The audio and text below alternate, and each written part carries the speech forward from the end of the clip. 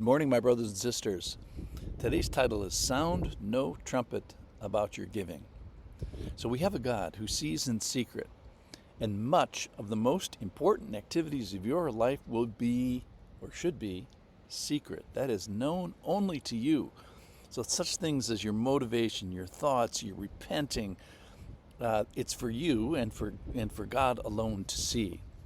So here is how in need of God we are. That sometimes, even when we do actions that are good, such as giving to the needy, they're accompanied by wrong motivations.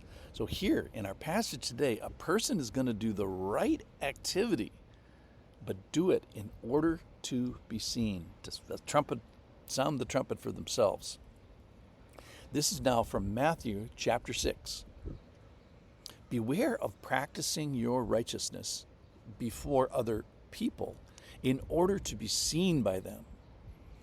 For then you will have no reward from your Father who is in heaven.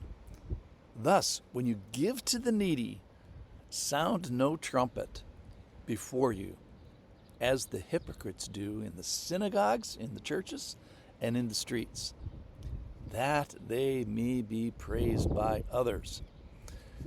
Truly I say to you, they have received their reward. But when you give to the needy, do not let your left hand know what your right hand is doing, so that your giving may be done in secret. And your Father who sees in secret will reward you. So make no mistake, God wants us to be practicing righteousness, virtue, justice, righteousness. All these things are good things. And everybody, including the Lord, wants a world full of such people.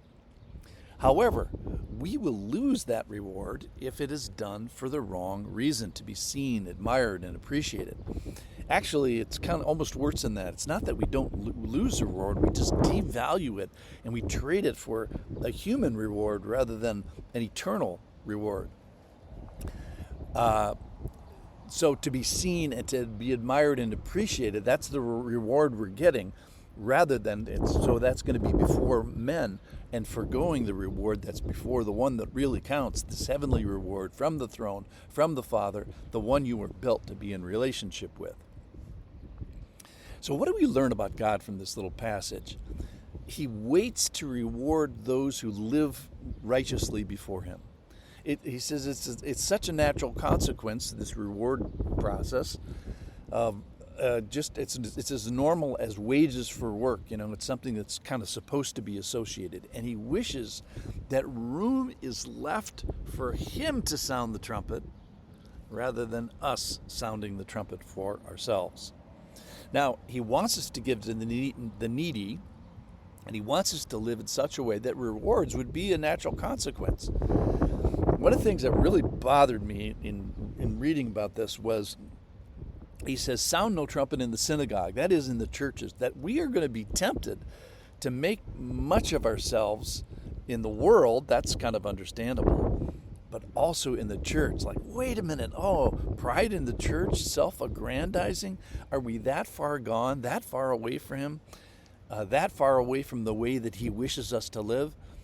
No, he wants no trumpet in the church and no trumpet in the world. Secret actions and activities and thoughts are supposed to be done before God alone. So the solution here is not that we stop practicing righteousness, we just stop practicing it before other audiences rather than the audience of one. So kind of in conclusion today, think about, who is your target audience? Is it the world of men who will admire you for the wrong reasons and misinterpret you? Or are we to be living our life, this is definitely one of the conclusions, primarily live your life as pleasing before God, your audience of one? It doesn't mean stop practicing righteousness. It just stop practicing your righteousness before the wrong audience.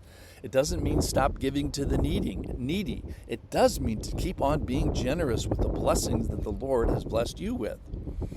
And other things from Matthew chapter 5 that we can practice.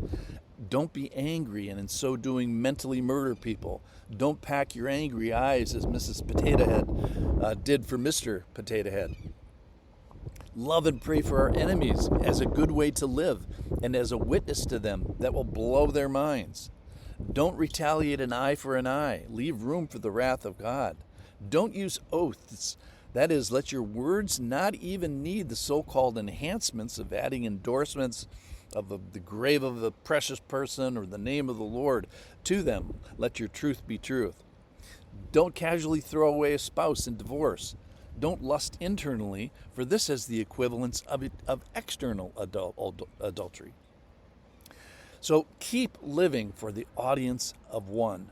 Blow no trumpet before the church. Blow no trumpet before the world.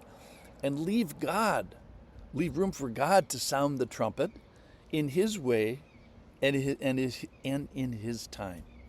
So look to be seen by God alone. Leave the rewarding to Him. Require no praise of men. Demand no acknowledgement before men. But keep on giving to the needy. That is, unchange your resources from just yourself. And then make your givings be so secret, be so careful with this, that your right hand doesn't even know what your left hand is doing. So sound no trumpet about your giving before the church, before the world, and let God sound the trumpet. Thanks for listening.